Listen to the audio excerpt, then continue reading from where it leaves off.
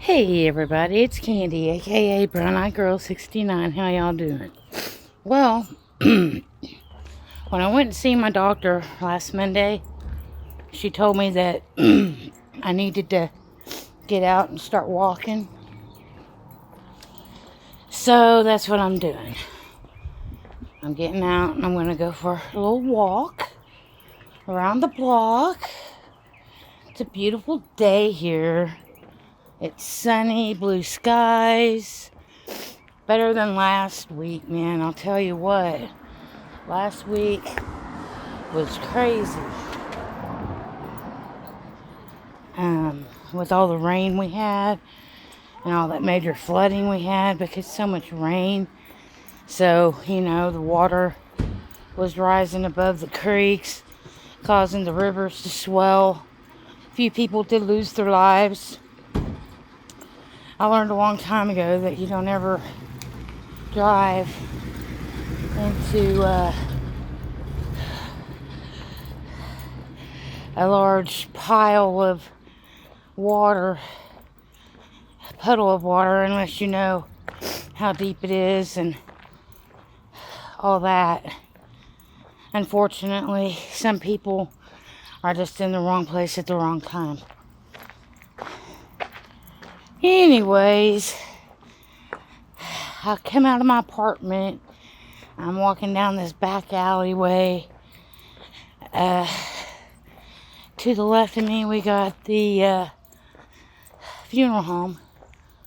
To the right of me over here, what I'm showing on camera now, is Bellstar Saloon.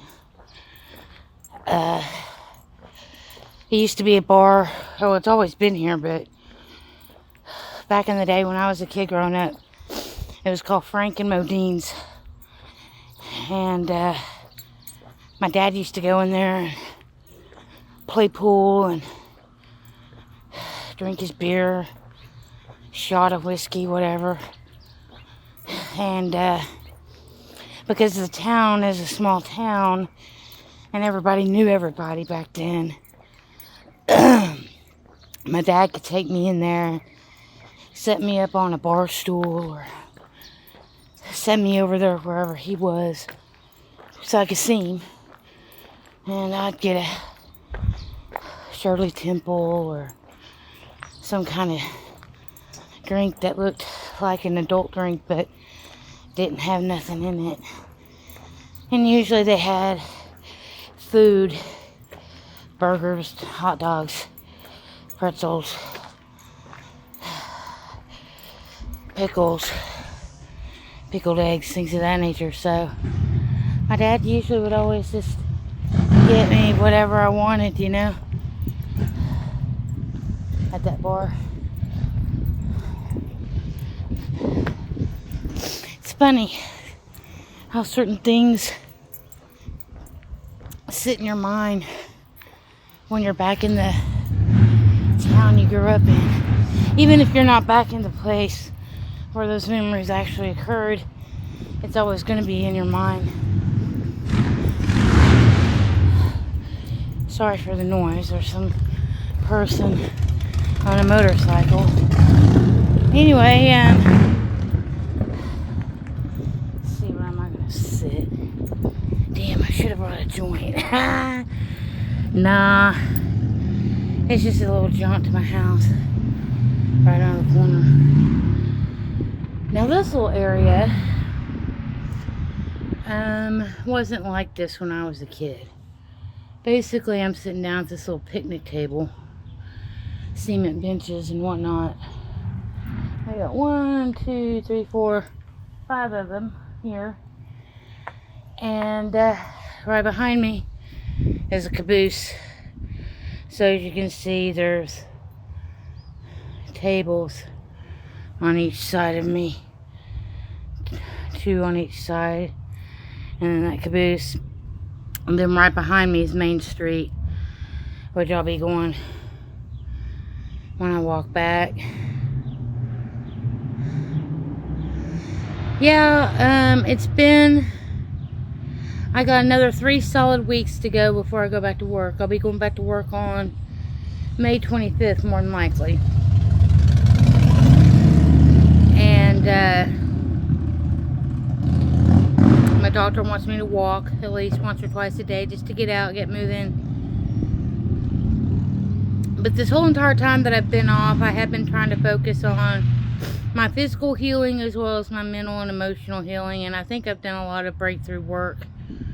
And there were times when I wanted to make videos and talk about some of these things that I've been going through. But then again, I figure, you know, it's not everybody's business as to what I'm going through or what's going on in my life, other than what I share, you know.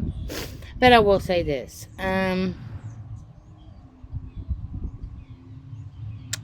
When you're alone, living a life of solitude like I am, and basically the only time you get out of your house is to go to work or go see family members or go to run an errand or pay a bill. And hell, with paying bills nowadays, you don't even have to really get out of your house if you don't want. You can just do it all online. But whatever it is, you know,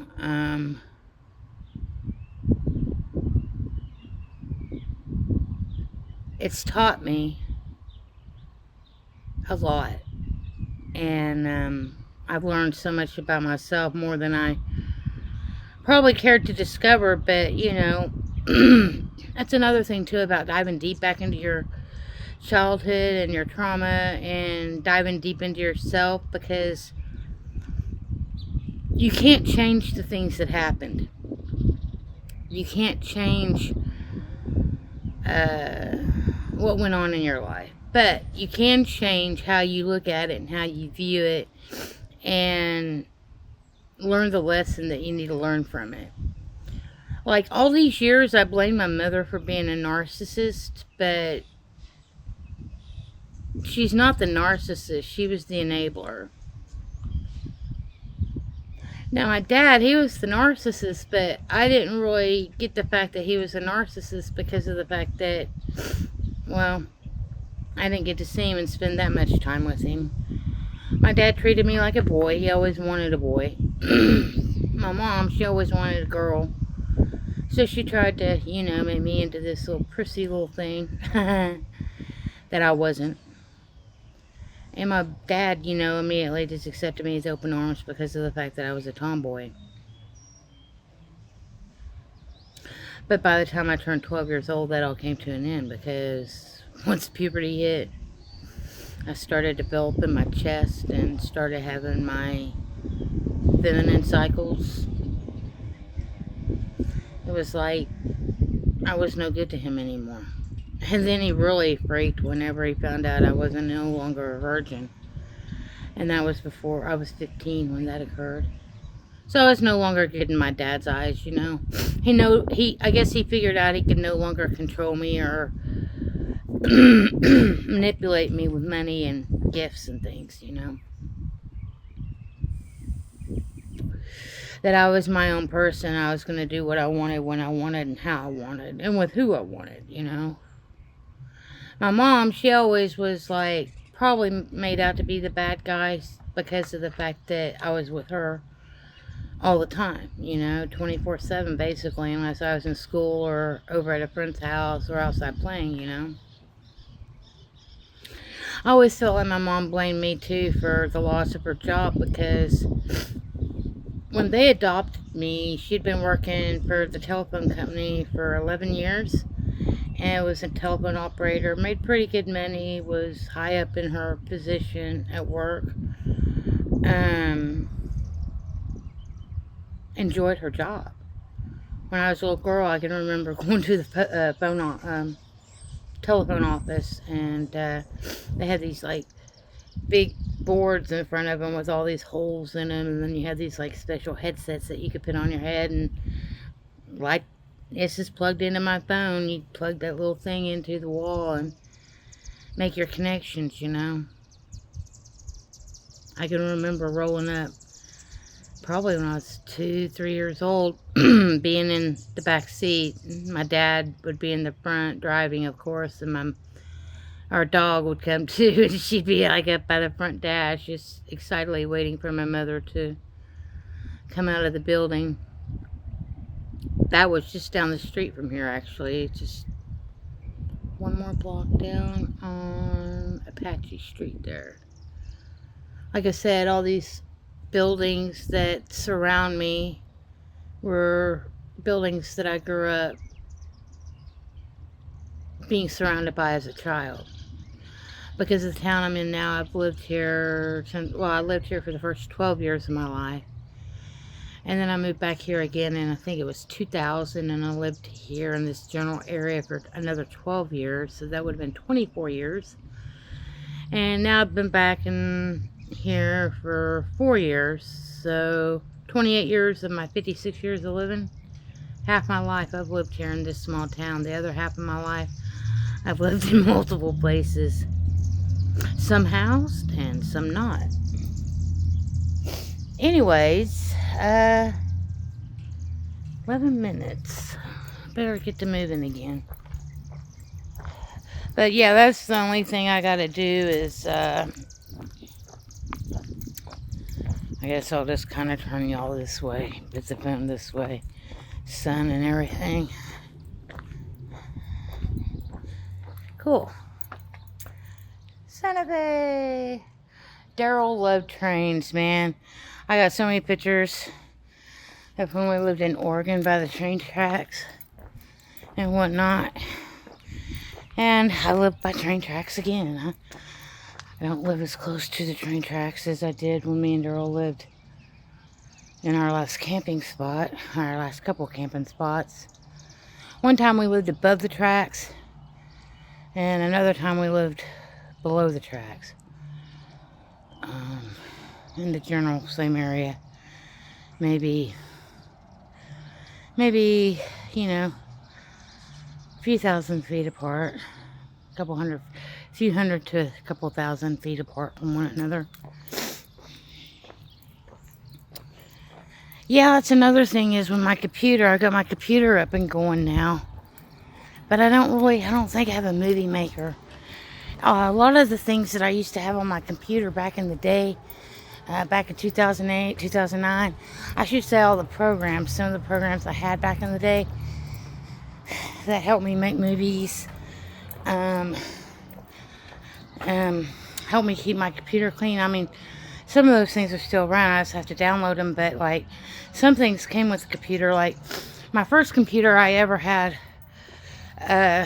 in 2008 was a Gateway computer, and I think Windows was Windows 8 or 9 back then. Now now Windows 11 just came out, and the computer I got now, it's a Dell. I got it in summer of 21, so it's 4 years old, and summer of 21, 4 years old. It's a Dell, but I don't have a DVD or CD player in it. It's just a basic, but it did come with a few things. But the thing about it is, back when I had my Gateway 16, 17 years ago, Microsoft was something you didn't have to pay for. You got Microsoft Word. You got all the programs for free with Microsoft. You got your Word, you had your PowerPoint, your spreadsheet, etc., etc. Now I'm getting ready to walk on the front side of Bellstar.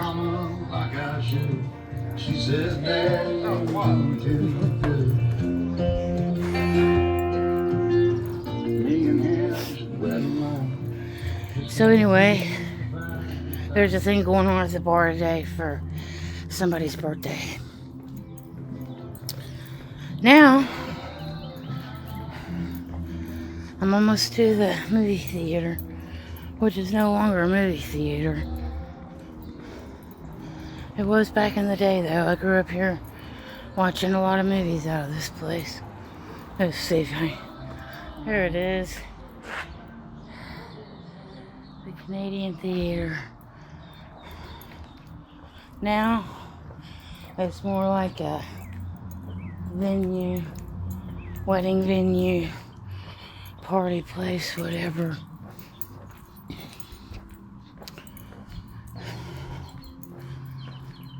It's a beautiful day, though. Very beautiful. No, I guess what I'm trying to say is, you know, even though I'm almost 56 years old and I'm back here in the town that I grew up in and my childhood experiences, I look at some of the buildings, they all pretty much look the same. But they might have been repainted a little bit. Tyler's Furniture has been there since I was probably preteen, between the ages of probably 10 to 11. A couple of these other places, McLean Bank down there has been there for a long time. Same location. The rest of these places are just different businesses that have come in. Some have stayed here for a few years, some have gone out. Some of the buildings have living spaces above them, like the apartment that I used to live in, upstairs. Now, yeah, that apartment's still there, but the business down below it is no longer Tower Loans, but it's called Above Board Gourmet Shop. They have charcuterie items, little market. They sell honey, all sorts of stuff. Charcuterie, teas, spices, olive oils, vinegars. Yep. I've bought a couple of things from here, but it was way back when they first opened, and I haven't done it since then. I have gone in there a couple of times, but I think it's the kids of the people that own this place. They live upstairs now in the 3-bedroom, 2-bath apartment. And here I am walking back to my front door. Basically, it's been 4 years this month since I lived in this neighborhood. And in 2 different apartments. That wasn't too bad. It's only been 17 minutes, and that included me sitting down, talking. Oh, gotta get my key.